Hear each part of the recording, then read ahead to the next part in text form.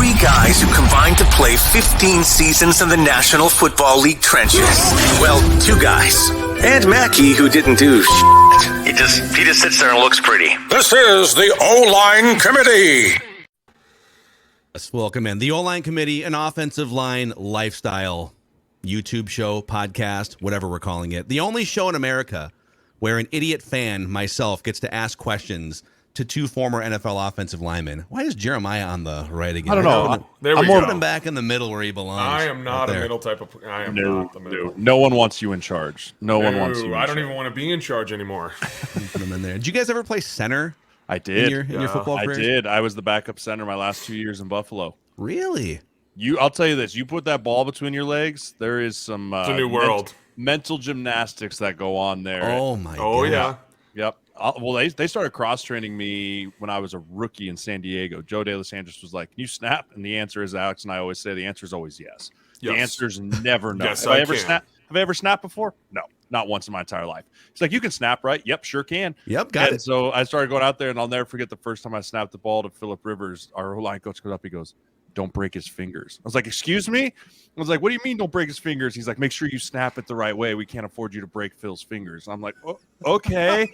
And so I just slowly, they're like, well, you got to snap the ball. I was like, I don't want to break his fingers. Oh, it was a disaster. Dude, I'll tell you what, it's we make fun of the centers, I think, the most. But those guys live in a new world, man. And the best is when they're in the meetings, you can't mess with them because all the little tidbits that they're getting from the coach, like, hey, if we see this front, we got to kill this automatically. They got to write all this down. And so, like, Jeremiah knows in the meetings, I'm a goof. I'm a big goofball. So there's no way I could ever be. Well, the other thing for me was, like, you get up there and, like, I play guard, play tackle, right? And you always have space, right? There's a little bit of space between you. You got the neutral zone, right? I remember the first time I put my hand on a ball in a live snap, that nose guard was, like, right there. And I'm like, back up. Like, I like moving the ball for him. Like, get away from me. Like, I can feel your breath on my nose hairs. Big Linville sitting there like, oh, snap. Right? And I'm like, big elbow brace, just mask on. His elbow brace that he would use as a it was a weapon. walkthrough. It was still a walkthrough. You're like, dude, it's a walkthrough. He's taping all his fingers. I'm like, what is he doing? Like, oh, that's what he does every day. I forgot to tell you about him. Linville as a center I still have nightmares. And I think that's the one thing that people don't understand is that when you do play center, you have zero room. You have zero room. You have to create all the space that you can, and that's why Jason Kelce is one of the best, is because he is so dynamically quick out of his set that he is just there, that there's not a lot of guys that can do that. And when you have Aaron Donald breathing on you like 6 inches away and you're like, poker, he knows you're on your own, and you're like, dude, oh, here we go. Yeah. Don't forget you're snapping the ball. Dude, that's a lot.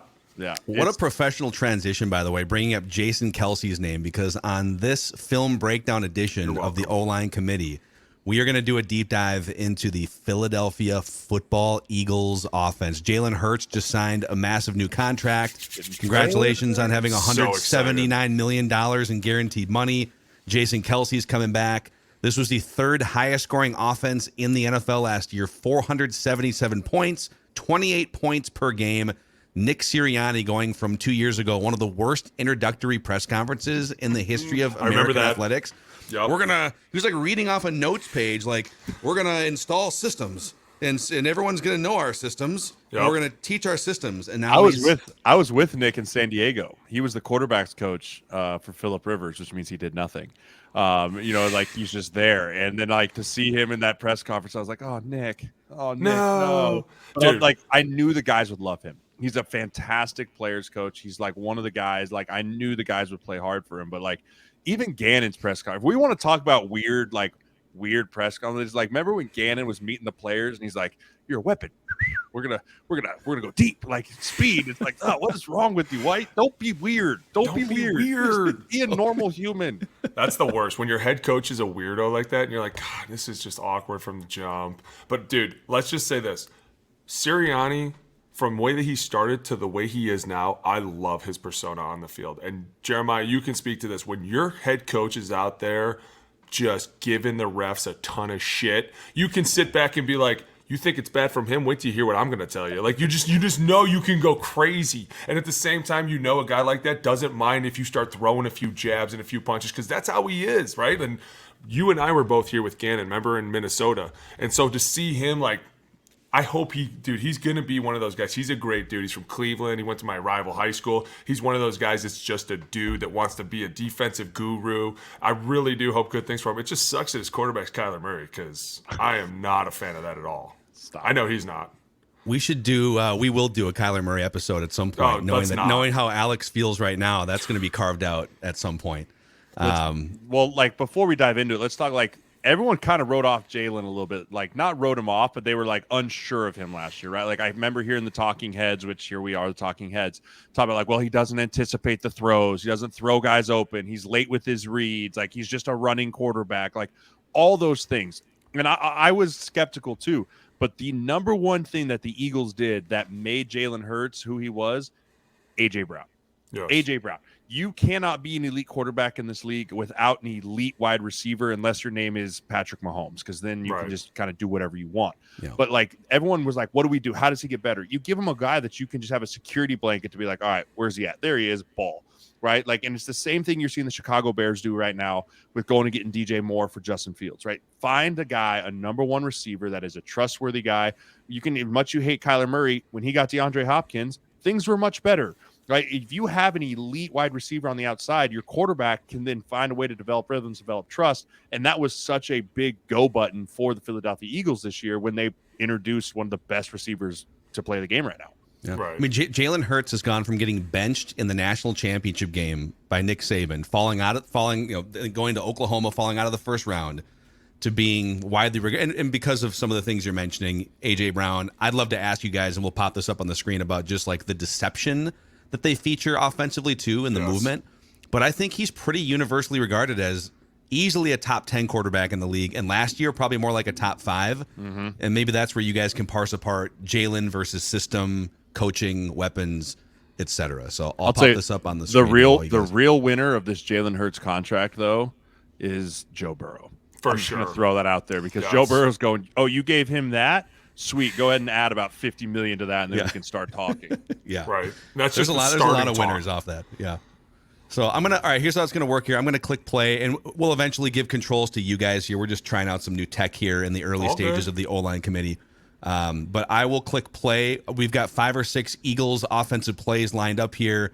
This is an Eagles-Giants game. All of these are from the 2022 regular season. There might be a couple Super Bowl plays in there too.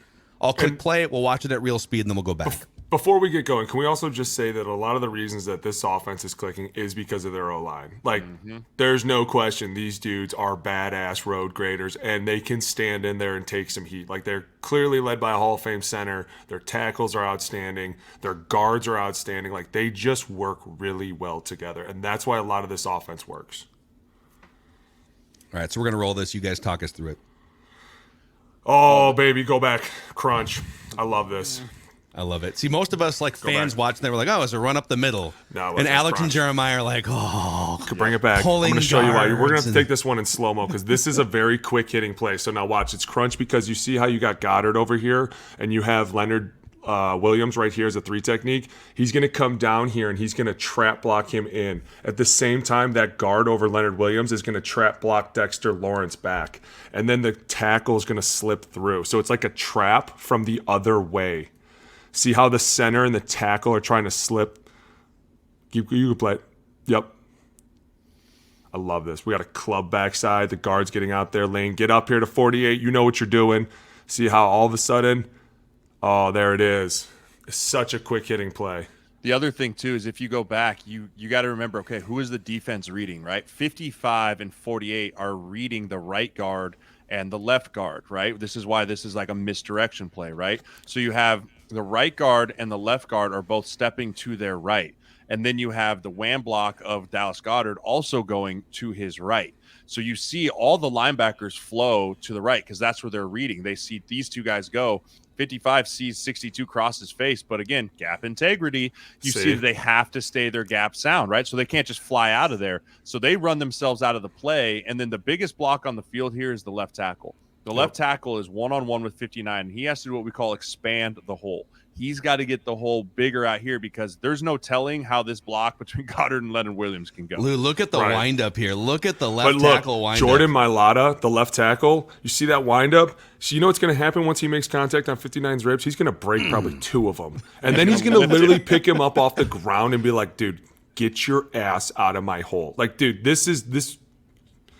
Normally when a defensive end puts a long arm in on someone like this, they stop people. But that's Jordan Mailata. And that's why I'm saying that this is awesome because look at Kelsey. He's so fast that he gets to 55 before 55 even knows what's happening. You get your receiver in here blocking the safety, and we're one-on-one on the safety. Like, plays like this are very rarely run because there is so much to it. But when you can have offensive linemen that can move as well as this, like your center slipping through here, your guard track blocking one all-pro, your tight end trap blocking another all-pro, like, dude, this is advanced. And it's fun to watch because it makes the defense really have to think more. It's not your typical power play. Right, and you can see Lane Johnson's trying to get up there to that second level, but really, if you're going to cut one guy loose in this play, it's going to be the front side backer 48. Like, you'd like to see Lane be able to escape there a little quicker, take one kick step, draw set 51, and then climb up on 48, much like Kelsey's doing. But even then, 48's got a long way to go to get through all the trash to make that tackle. And we call that a club backside. Tackle goes through, and you could tell the guard was going out to block the end, but. Oh, love it! Love it. See my pro football reference homepage just constantly open on my computer here too. We got to get Sirianni on here, Sirles. You got to call him and tell him we want him on here. We want the real Nick Sirianni. Who do you think I am? No more bullshit, dude. Just call him, okay? Give me his number. I'll call. I'll just call the head coach of the Philadelphia. Sirianni, like, hey, we started a podcast. You want to just come jump on? You can be yourself, and no one's going to judge you. Yes, Tell us your secrets, please. By the way, I don't want your secrets. I just want Philip the Rivers on the show too. Can we get? Oh, he would not. We would not jive well. I don't know, dude. Sabo, dadgum. How many? So, Jeremiah, you just celebrated the birth of your third child, right? Correct. Alex has 4. So you guys are combined. Together, we're close. You're almost a Philip Rivers family. Not even. Dude, he's still got +2 on us. Dude, Phil. Well, that's since the last we checked. He might be up to 12 or 13. I'll tell you this: I grew up a Denver Broncos fan and hated Philip Rivers, and I mean hated him. Right? Dad used to call him Crybaby Rivers, all the stuff. And so I get there, and, he's one of the biggest trash talkers in the NFL. By far, he was one of the biggest trash talkers. But the dude never, ever, ever curses. Not a single curse word. His trash talk was so mentally, like pivoted at the defensive ends, the D linemen. Like, he would say things like, he'd be run down the field and be like, you put that blitz on tape? You thought that was going to work? You put that trash blitz on tape? My goodness, that's bad. Like, it was just so funny. He just gets so personal with you thought you could do that? Like, and the guys would get fired up. And then he'd get after the DN sometimes. We'd all be like, yo, Phil, chill out. Like, let's not fire up Justin Houston over here. Like, let's just let him do his thing. And oh, so funny. Dude, Justin Houston fired up was a bad day. That was a bad day. Nick Easton did that to me when we were playing against Julius Peppers against Cleveland, or when you got hurt. So we were playing against the Panthers, right? Yep. I started the game at right tackle. You blew your hip up. I had to go over to left guard. So I bump out to left guard, right? And then I end up going back to right tackle at the end of the game, and we move Nick Easton in there at center, right? Gross. So he's at center, and we're kind of down to this point, but Peppers is not playing really, really Hulk strength Peppers. He's not right? on it. Yep. He's over there. I'm blocking him. I get him, and he's doing his job. And all of a sudden, little Nick Easton in there at center comes flying over from the center position and just destroys his ribs, right? Puts him on the ground, and Nick's trying to high-five me. And Julius Peppers stands up and goes, oh, that's what we're doing. That's what we're doing. And I was like, gosh, damn it, Nick. You got to be kidding me, dude. You don't have to block this guy. Keep your little 6-foot ass in the middle and leave me alone. And the rest of the game was just all-out war. Just complete all-out war. And I was just like, gosh, dang it, dude. See, don't poke Phil, the bear. I told you, man. Tackles are sensitive, dude. You can't mess with them. You can't guards. We're always starting fights. We're in there what'd you say? Oh, dude, I'm spitting in your face for sure. Dude, the minute you bring your problem. I'm looking at Julius Peppers, Hall of Fame. Dude's got 1 million sacks. He's the guy that gets knocked down. You help him up. You good? You good? You all right? All right. Good job. Good rush. Great job. There's certain guys you just don't need to give it. That was the same thing with Steve Smith, right? The receiver. If you had a corner that was talking shit to Steve, you knew the dude was going off for like 180 and 2 touchdowns. Like there's certain guys you don't need to poke, and he was one of them. Yeah. Oh, Steve Smith, by the way, one of the greatest touchdown celebrations in history against my Vikings. I think it was after the Love Boat thing where Fred Smoot was organizing the the Minnetonka Love Boat thing, and Steve Smith scored like 3 touchdowns the week after they got back on Fred Smoot and did the boat celebration in the end zone. Incredible, get that guy fired up. So, all right, we're going. All right, this is Eagles and Giants again here for you guys. I'm going to roll this tape, and you tell me what you see, and then we'll back it up and go in slow motion here. Looks like a nice Tons of motion all the time. Oh, beautiful. Beautiful. Little zone read keep. Little zone read keep here. So dude, this is my wheelhouse. Yep. Go ahead, Ox. I love this stuff. This is San Francisco Boone stuff right here. This is old school San Francisco. We're going to run zone one way, but if we get just a little bit of and this is why I used to love these plays, is because you threaten so much of the field and people don't understand why, that it's like this vertical and these lateral lines that like they stretches the defense, and at the same time you have to say inside of there everybody has to be perfect. And that's why this is so fun to watch when you have a quarterback that can work as well as Jalen does in this. Send a little motion over. Love it. Here we go. Give me a snap. Going back, zoom fly. Get everybody running. All right, so listen. See how, pause it. See how this tight end's coming back right now? He's coming back to read, and he's saying if this guy becomes a problem at all, I'm going to take him. If he's not a problem, at times we would arc around and say, hey, listen, if he's not going to be a problem, just become an add-on blocker down the road, right? But see how 35's running downhill, and then you have Jalen running outside? It's this vertical and lateralness that forces the defense to be perfect because they have to cover all this green grass over here by 44. Like, that's what we're threatening right now. Everyone over here is running a simple zone away. It looks simple, and all of a sudden the quarterback keeps, and see how the defensive end gets out-leveraged right now? He basically blocks himself. And that's what's so fun about this, because now all of a sudden, who is that, 89? Who is that, Dole? No, it's Jack Stoll. Yeah, Jack Stoll. Nebraska's finest. See how he becomes just an extra blocker now. Nobody even has to touch the defensive end. So now Stoll's thinking, hey, 54 is right here. 81's blocking outside like he's supposed to be. Simple play up front for us, right? We're just running zone away, and all of a sudden it puts a bind on 54. Dude, you're out leverage. He just turns and runs backwards because he's like, there's no way I'm coming up here. And at the same time, we have an extra blocker. And that's what's so fun about this. Anytime you put split zone, like this is called a split zone principle, right? Split zone, when you have the guy, the tight end, someone coming back from the front side of the play, coming all the way back across, it really messes with the linebackers. So if you go back to the top here, like you can see like what it's called rock back. So right, so when you have the guy, so you can go past him. 6 doesn't matter to me.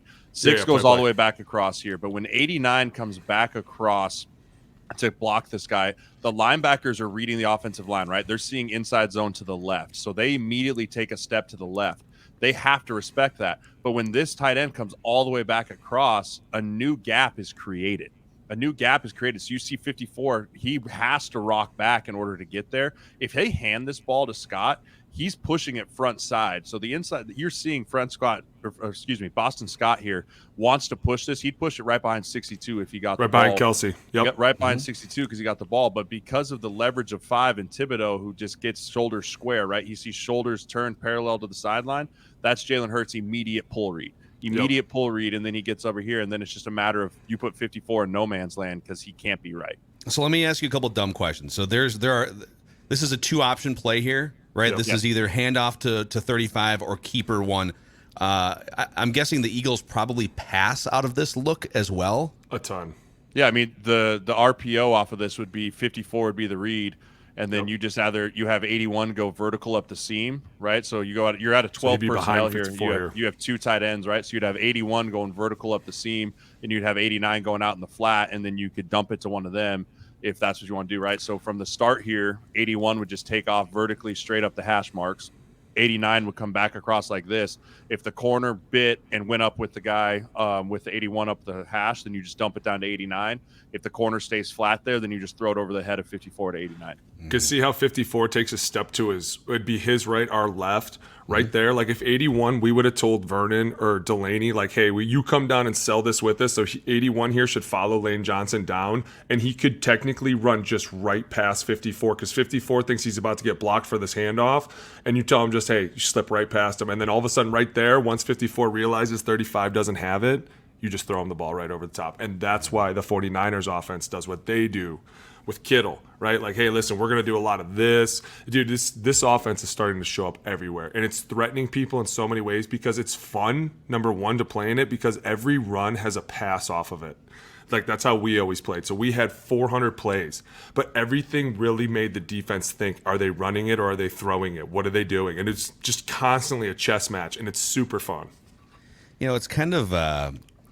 It's so interesting in that if you, and this is not a slight on Jalen Hurts, but just to talk about the Niners for a second on that side, I mean, you can literally draft the last pick in the 2022 draft in Brock Purdy. And it's not a slight on Purdy either, but if you have the right system in today's NFL, it works. There's some smart coaches and schemes that are just getting in. Like Jalen Hurts is talented and would be talented in a lot of systems, but when you can trick up a system to get Brock Purdy to win 5 blowout games in a row, I mean, there's just a lot of really smart offensive minds, I guess, is what I'm trying to say. And that's what it's turning into. Coaches are actually starting to coach more, and they're starting to change it up. Like, there was times when I came in early in my career, and the same game plan for week 1 was the same game plan for 17. And now it's like, no, dude, we're throwing that out. We're going week 2 is all new, week 3 is all new, week 4 is all new. Why? Because we need to put the press on them. We need to do what we do well, and that's what coaches are starting to do. Like Jalen Hurts, I'm so glad he's all over the field running around instead of sitting back in the pocket and trying to make him something he's not. This is what he's great at. Let him do what he does. The offensive line fits it well. The skill players around him run well.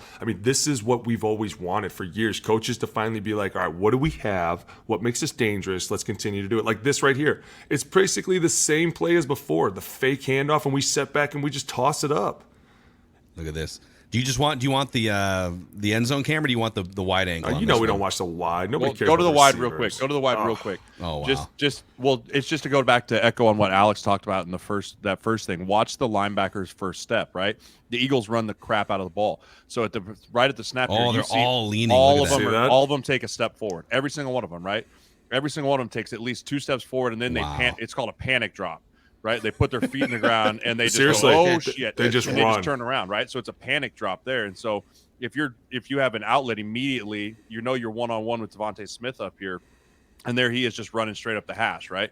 Straight up the hash. And then you add the puller element if you go to the backside here. So I just wanted to show that with the linebackers of stepping up, but you add 56 pulling here.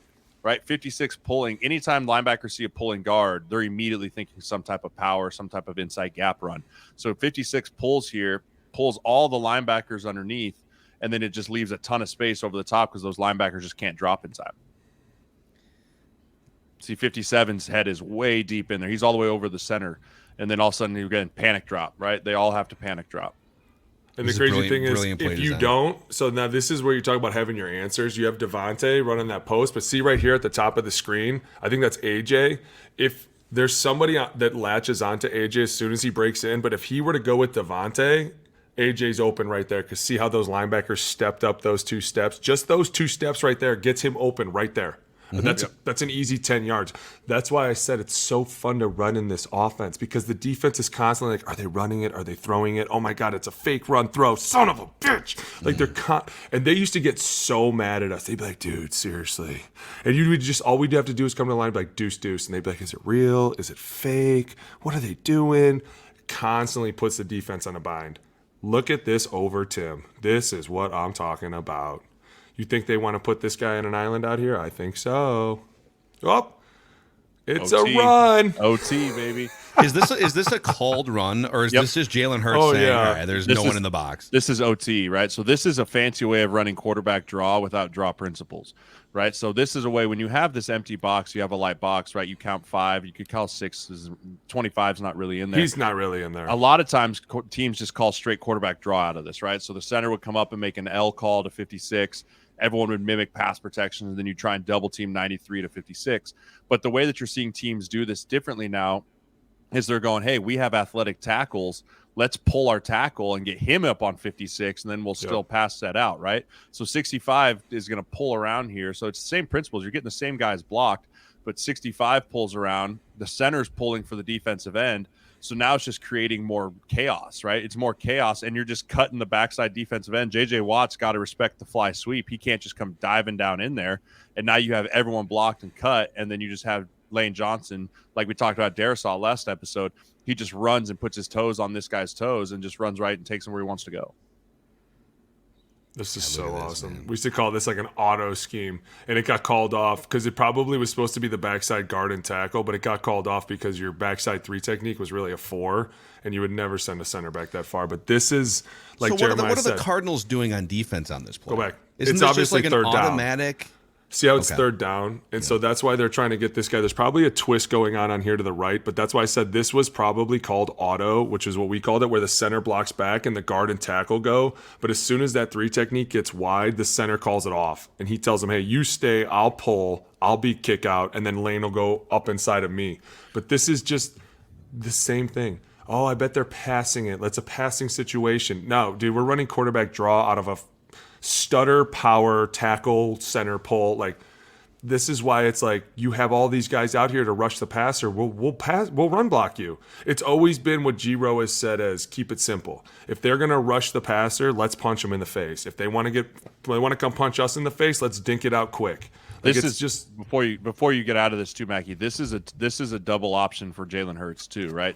If you see like the snap's low, so he kind of has to make this long like decision on the fly. But if 99, if J.J. Watt is screaming down to like pinch off the backside 65, he can hand this fly sweep, right? But 99's playing the fly sweep, so that's why it's a pull read. But because the snap's low, you can see it kind of messes with the mesh. So like you see Miles Sanders, Dude, he actually they collide here. Miles Sanders turns around like, oh gosh, that's a fumble. Right? Like you can just see him like that's not good. But like he has the option, Jalen Hurts has the option here as well to hand this if he comes underneath. And then like what you're saying about what the Cardinals are doing, the guy over the right guard's pass rushing, right? Because 56 is pass setting. Set pass setting. But then the guys on the left side are all going gap scheme, right? This guy thinks it's power, this defensive end over 69, because he sees the double team from 63. And then the defensive end over there is thinking, oh, maybe a tight end or something. All of a sudden the center's right in his teeth, right? And the center goes same foot, same shoulder here, left foot, left shoulder, gets a good kick out. And then again, it's just caving everything down. And they're really double teaming that guy to no one because there's no one else in the box. Dude, look at that double team. That deuce is so weak. I used to love a freeze deuce when you just have to go to anyone.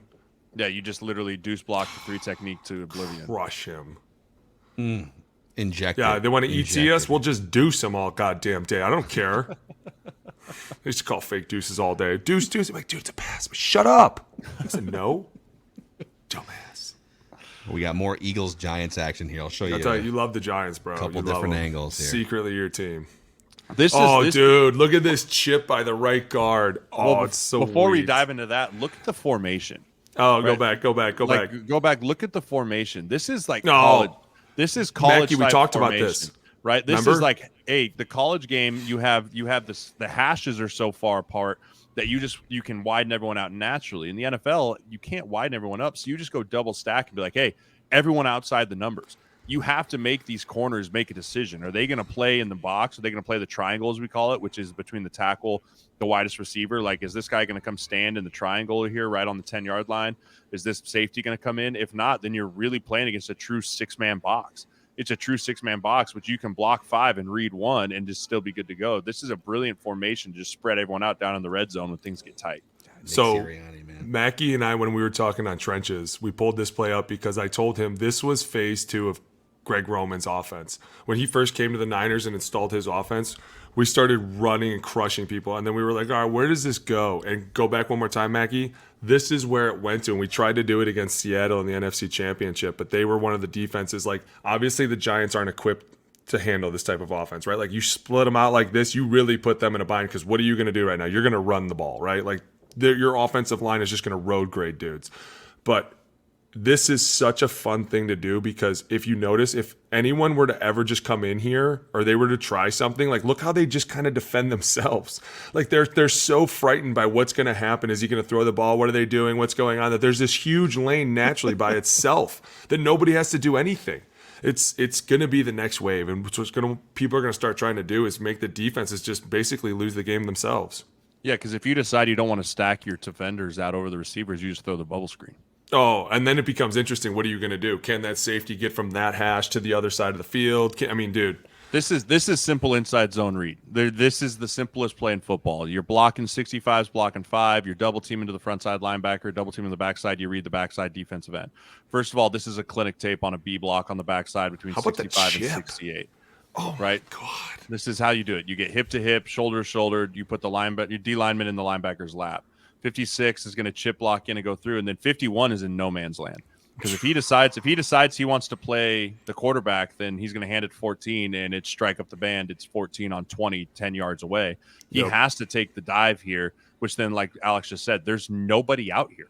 It's one-on-one with 20. There's no one out there, and then Jalen Hurts gets a free 5 yards. And then breaks a tackle and gets another 5 yards because he's Jalen Hurts. Look at that. Like, this is how they're just systematically coming out there and beating people because they're like, oh, you know what?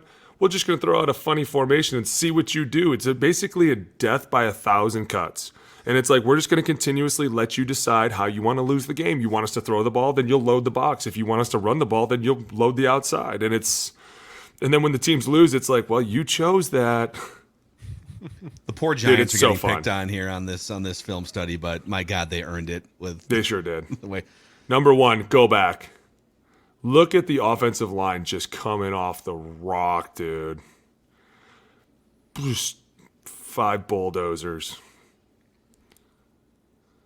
Again, double guys, teams. Oh my God. 62 to 56.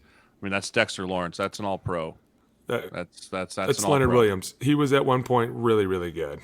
He's just getting washed down there. 89 coming in. This is why I said their offensive line is a big reason that they have such great success because they can do this week in and week out. Come up and kick people's asses, move people out of the way. Look at this chip block from the right guard and center. Kelsey, once again, doing it at an all-pro level. Just getting off the ball, gets both hands inside, get a little chip Rico, and we just keep driving. Another big block here is watch Molotov, the left tackle here, right? So with the motion of 89 coming back across, 57's coming back, 54's coming back, but they're sending pressure off the backside here. So he sees the pressure coming off the backside, right? He steps, he sees that guy slant away. He puts his right foot in the ground and he makes sure he turns out on this guy. So he knows that 89 is going to kick out number 5. And you know that the guy has to go with the swing pass in 88 because they can run an RPO off this. He's the one that puts his foot in the ground, takes 2 guys right here and creates the lane, right? You see, he takes 2, he puts his foot in the ground and creates that wall so that guy, again, gap integrity, 55 has to get down and stop that right there. And he creates him from not allowing him to get into the B gap right there. 54 is in no man's land. And then there's just a massive lane. Oh, love it. Breaks the tackle. Doop, nice little spin. Amazing.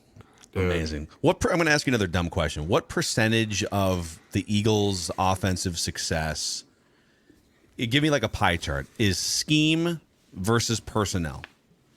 Oh, they've got Jason Kelsey. They've got an incredible offensive line. They've got AJ Brown. They've got weapons. They've got Jalen Hurts, mobility. Right. You got to have both. I'm always gonna lean 80% players. Oh, for sure. I was gonna say, yeah. Because the perfect example of that is Sean McVay. Right. Yeah. Sean McVay was the most brilliant football mind of all time. 3-4 years. If you shook hands with Sean McVay, you were getting a head coaching job in 2021 or 2022, whatever it was. True. Right. It's true. Like everyone. Zach Taylor got coffee with him one time, but then eventually became a great head coach. Became a great head coach. Yeah. But for me, it's like, but if you look at the guys that were on that Rams team when they won the Super Bowl, like they had dudes. Right. And his scheme is still great. Like if you look at all the teams, Joe Burrow's, like they all have the guys that can execute at a high level. You can have the greatest scheme in football. If you can't go out there and get guys blocked or create separation and do all of that, it really doesn't matter. So it's very much for me 80-85% the players and then the 15-20%. But that 15-20% is the difference between 8-8 or 8-9, I guess now, and going to the Super Bowl. The math is hard now. You're like, okay, is it full? They're 13 and 5. Jeremiah, I'm sure you've heard this. It's not about the X's and the O's. It's about the Jimmies and the Joes. It is the same quote that's been said since the beginning of football, dude. It's always about the players. Like simplest plays, a simple power can score at any play as long as everybody up front blocks it correctly. The running back hits the hole correctly. It doesn't always have to be so dazzling. It doesn't always have to be so, oh my gosh, look at that. That is so cool. And that is so Sean McVay and so, wow, Kyle Shanahan. At times, the simplest things come out and just kick your ass because your dudes are just like, hey, we're done. I'm sick of it. I'm sick of hearing about it. I'm sick of the coaches on my ass all the time. I'm going to go out here and just do something. And so I agree with Jeremiah. I think it's a lot, 85% players. I will say, and you and I have been doing film breakdowns for for our Purple Daily channel, but one of the themes that Alex brings up is with some of these similar looking offenses, it does remind you of those Greg Roman, the Niners from 10 years ago. I mean, you could envision a lot of those plays with Jalen Hurts. You can envision Colin Kaepernick in there, read options, mobility. All right, he might hand off, he might run for 20 yards. It's confusing. It's hard to stop, even if you know kind of what's coming. So. But what's cool about it is it's grown into another level. It has just like Kyle Shanahan keeps taking it to a new level. Nick Sirianni's taking it to another level. These coaches all over the place are like, all right, we've seen the basics of it. Now what can we add on to it? What's another form of illusion? What's another player that comes out of nowhere that just surprises you? And every week they keep coming up with all these new things. Like, remember when Trent Williams went in motion? And then all of a sudden he was the lead blocker on the outside zone. And it's like they're constantly just starting to think of new ways to be like, how do we reinvent the wheel? Because it's already being invented. But at some point in this game, we still have to have the element of surprise and what's going to happen next. Because if you do line up vanilla, Jeremiah and I know we've played in offenses that were vanilla. Eventually the defense is like, we know what you're doing. You're like, shut up. Shut up, you don't. They're like, you're running wide zone. Shut up. Dude, that was like playing against Luke Kuechly. Playing against Luke Kuechly, like you it's a screen. It's a screen. Yeah, you'd break the huddle and walk up to the line, like, and they're getting in formation. He's like, "Hey, inside zone, watch it here," and you're like, "Oh God, he's right." How did he? You're like, okay, when that happens, do you change the play? No, like, are you just screwed? You just hope that you can get him blocked because you're like, you can't like show like. If all five guys turn around like, he knows. Maybe they knows. Maybe they don't trust him. Maybe they won't listen to him. Kill it. Yeah, no. Like, Jeremiah's right. You can never let them know that they know what they're talking about. But when they do call it out, at some point in the back of your mind, you're like, hopefully the D lineman didn't hear him. And then he'll re-echo the call, inside zone. Yeah. Maybe he really didn't hear him. Yeah, you're just there tapping him on the butt. It's like, oh, man. Don't be listening. Don't be listening. Amazing. Yeah. All right, well, that's your Eagles offense film breakdown here on the O-line committee. I got to let you guys go because you have a few more kids to pop out before you can catch Phillip Rivers. So no, I'm done. I got baseball practice. Vasectomy is scheduled. I'm not holding up my end yet. I got a dog and no kids, so maybe it's on me to catch the Phillip Rivers family. But hey, when you guys gonna come help me coach this baseball team? Huh? You coach baseball now too? 11U, baby. Let's go. Old Macadac knows a thing or two about baseball. Let's come on up there. And I'm doing let me softball. Be your third base coach. I'm doing 8U and 6U softball. Okay. I like beer league softball. That's about as my extent of. Hey, if you move up here, we'll start our intramural league again because we were champions. But if you come up, you can play first base for us. I was the pitcher. Let's go. Jeremiah reminds me of these rec league softballs where they have like a 2 home run limit, and if you hit a third home run, it's an out. But then if you're like Jeremiah, you can't help it, man. All I do is it's just my swing, man. I can't help it. I hit bombs every time. That's all I do. I hit dingers, bro. I hit dingers, man. Come on up to Eat and Pray. We'll play. Jeremiah Sirles, Alex Boone, Phil Mackey. This is the O-line committee.